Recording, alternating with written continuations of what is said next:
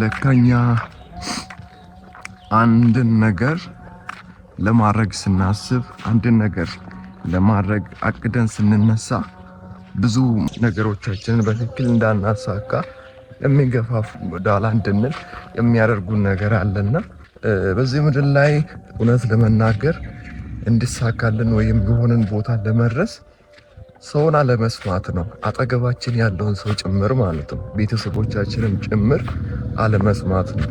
ይህን ስል እንዳይመክሩን አንመከር በእነርሱ አይደለም፣ ግን መቀበል ያሉብን ሀሳቦች አሉ፣ ምክሮች አሉ።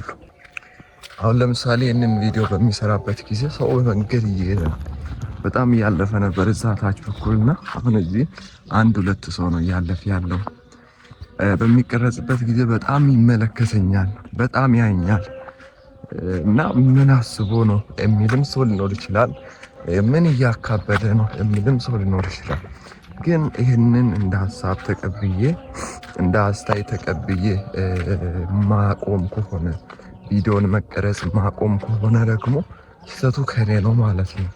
ሰው ከራሱ ፍላጎትና ሀሳብ አንጻር መሄድ ካልቻልንለት ወይም ፍቃዱን ሀሳቡን መሙላት ካልቻልንለት ላይቀበለን ይችላል፣ እሺ ላይለን ይችላል።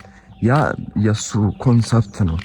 ስለዚህ የኛ ኮንሰፕት ምንድነው መሆን ያለበት? ያ ሰው እንደዛ ሲሆን የኔ ኮንሰፕት ምንም በሌለበት ምንም እሺ በማይልበት ውስጤ ስላመነ ልቤ ስላመነ መሄድ መቀጠል መራመድ ነው ያለብኝ ማለት ነው ያለብንና ብዙ ነገሮች በውስጣችን አለ።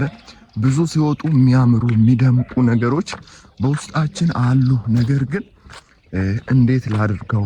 ቤተሰቦቼን እኮ ይሄ ጉዳይ አላሳመናቸውም እንላለንና እነሱን እስክናሳምን ከጠበቅን ያ በውስጣችን ያለው ነገር ራሱ ኤክስፓየርድ ይሆናል፣ ያስጠላናል።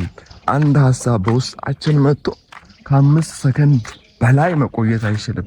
ከዛ ሌላ ውሳኔ ሌላ አክሽን እንድንወስድ ነው የሚያደርገንና ሌላ አክሽን ፈንታ እንዳንሰጥ ሌላ አክሽን ቦታ እንዳንሰጥ ምንድነው ማድረግ ያለብን?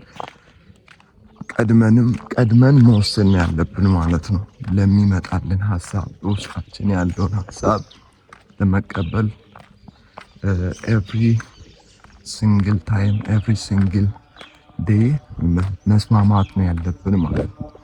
ይሄን ለማለት ነው። ተባረኩልኝ። ወዳችኋለሁ።